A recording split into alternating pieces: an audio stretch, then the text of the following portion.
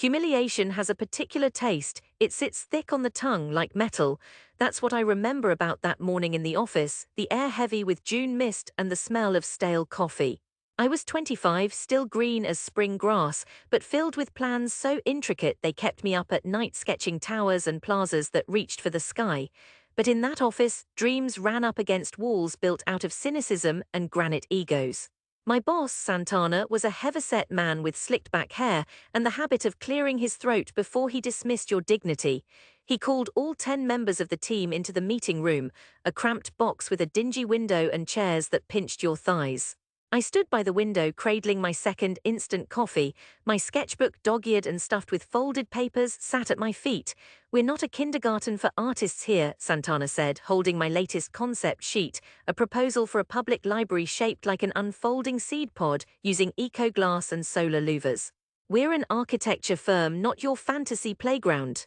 Snickers circled the table.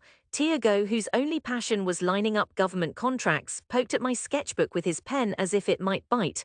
The fluorescent lights flickered. Santana lumbered over to me. "Cut the utopian nonsense," he said, voice dropping low enough for everyone to hear but just loud enough to scar. "Curitiba needs functional shopping complexes, not impractical dreams." He crumpled my proposal in his fist and let it drop into the waste bin. That simple, soft thunk was louder than any shout. I can still hear it even now. There was a tightness in my chest, the kind you get when you try to scream underwater. Rage clawed at the inside of my skull, sweat prickling under my collar. I wanted to tell him that functional wasn't enough, that the entire city was dying of functional grey, suffocating beneath boxy towers and car parks. But I swallowed it, put on the mask. Nodded along and lied to everyone, especially myself, when I said I understood. It was worse at home. In my family, dreams were for people who could afford them. My mother managed a bakery in Campo Comprido, rolling dough before dawn, and my father had been a bus driver before arthritis curled his hands like claws. When I came home that night, shredded prints peeking from my backpack, their arguments snaked through the paint-peeling walls. "Again with the drawings," my father spat later, thumb jerking toward the sketchbook beside my plate of cold rice and beans. "You're paid to draw boxes, not castles." My mother pursed her lips. "Let him be," she'll say, but her fingers twisted in her apron strings. "But can't you just make something realistic, Philho, something useful?" I went to bed with their disappointment thick as a blanket. Even my friends from school smirked when I told them what I really wanted.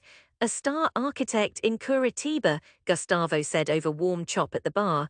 "You should move to Sao Paulo. Here nobody pays attention to beauty." The city itself seemed to agree. Its stitched patchworks of concrete, grey afterthoughts seemed to laugh at me every morning I caught the bus to the office, sketchbook pressed like a shield against my chest. There was no place for me to build anything extraordinary. I felt like I was swimming upstream, salt in my mouth, limbs straining. But I couldn't stop. Maybe that's what truly separates the desperate from the content, an inability to put down the pen. I poured every after-hour I had into competition entries, cold sandwiches and instant coffee piling next to computer monitors. I watched videos of Zaha Hadid and Paulo Mendes de Rocha until I memorized the way their hands navigated the models, elegant but exacting. Most mornings I stumbled in late and tired, hiding dark circles behind my glasses. If Santana noticed, he said nothing. He'd already made his judgment and left me to fade out on my own. Almost nobody came to my 26th birthday. My mother brought a guava cake. Halfway through, she placed her hand over mine and whispered, "It's not too late for you to learn accounting." Maybe that was the lowest point. Maybe it was that winter when noise from the construction next door rattled the windows and I found myself thinking, "They're building something faster, more useful, and I'll never have a say." But rage is sometimes useful. It's what kept my pencil moving, what kept me hunched over my ancient laptop during the summer blackout, hot wax pooling onto my renderings as I drew by candlelight. Rage narrowed my focus, bit back at humiliation, and became my engine. The break came so quietly that for days I thought it must have been a mistake. An email, dull subject line, shortlisted. ICAD Urban Pulse competition. I had entered on a dare my own, whispered to myself one particularly bitter evening by the bus stop, hands numb. I almost didn't submit, sure they'd laugh me off the list. But they'd liked my library, my seed pod morphing into a beacon of public space, drawing pedestrians through winding greenways instead of asphalt sprawl. I stared at the monitor, heart pounding so hard it drowned out the jackhammers outside. A callback a week later confirmed it wasn't some elaborate prank. I was invited to Sao Paulo to present to the selection board. When I told my parents, my father said nothing. My mother glanced away, lips pressed together. Gustavo offered a limp good luck. Santana called me into his office. For the first time I saw something uneasy in his face, maybe fear, maybe the anticipation of an upset. "We'll grant you the time off," he said, "but don't expect fireworks." That week in Sao Paulo was a fever dream of anxiety and adrenaline.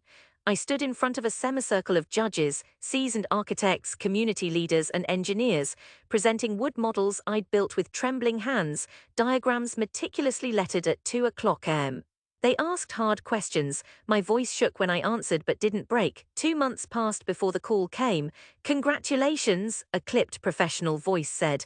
"The jury selected your design for the new municipal library in Curitiba." And just like that, so simply the world seemed to halt, then spin.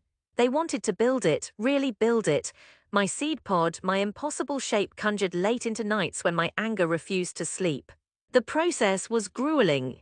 They assigned me a senior architect, a pragmatic old fox named Batista, to keep my head out of the clouds, he joked.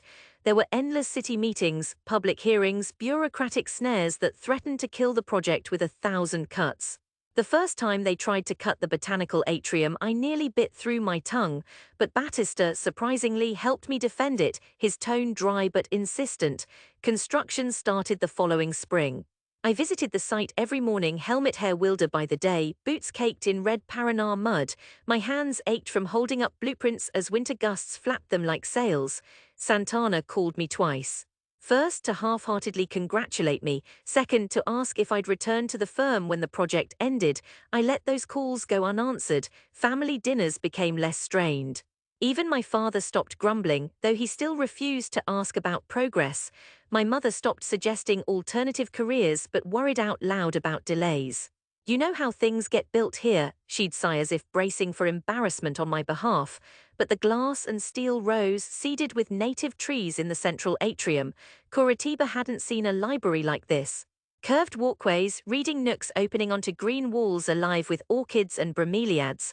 On crisp mornings, mist pooled in the courtyards and sunlight carved patterns across the floors.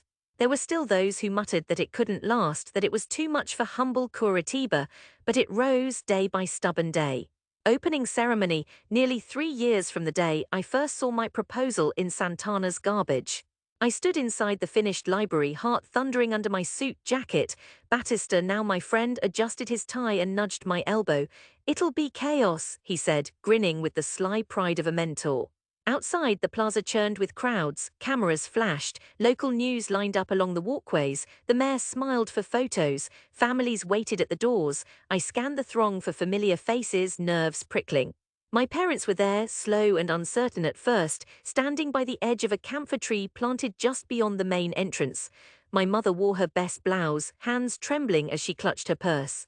My father watched in silence, face set in a mask, but his eyes searched the building's curves, following the way sun scattered through the upper rotunda. A city councillor gave a long speech about innovation and tradition, but her words didn't stay with me. I only recall the hush when the ribbon finally fell and the public surged in.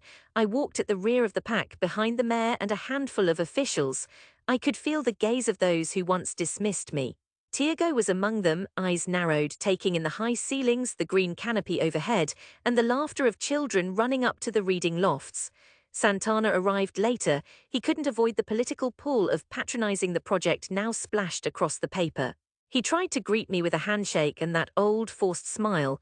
I took his hand but held his gaze measured and even.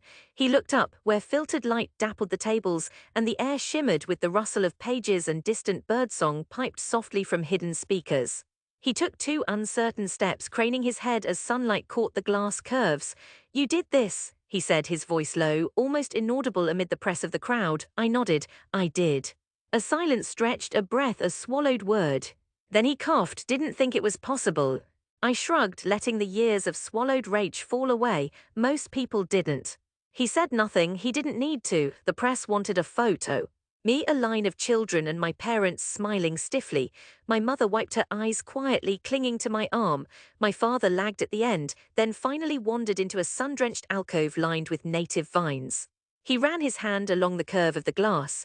His eyes met mine, and for the first time he smiled, small but real, mouth twitching with a surprise he couldn't quite hide.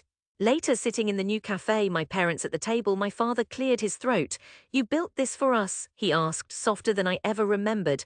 "For everyone," I said, voice so thick I could barely speak. He nodded, picking at his pastry. I was wrong.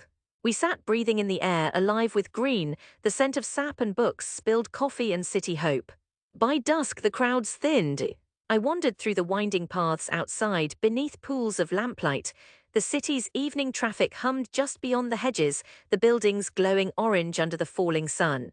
I found myself by the main entrance, looking out at the faces that flowed in and out, grandmothers, teenagers, half-asleep toddlers pressed into their mothers' sides.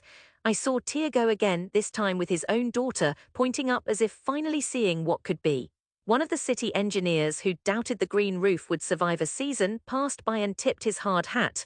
"You proved us all wrong," he said. "Feels like a new Curitiba." It didn't feel like victory, at least not the kind I'd imagined all those nights spun out in rage and loneliness.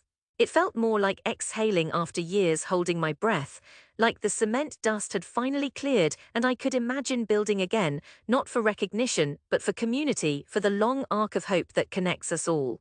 That night I walked home through city streets softened by fog, past old apartment blocks and snack bars closing for the night.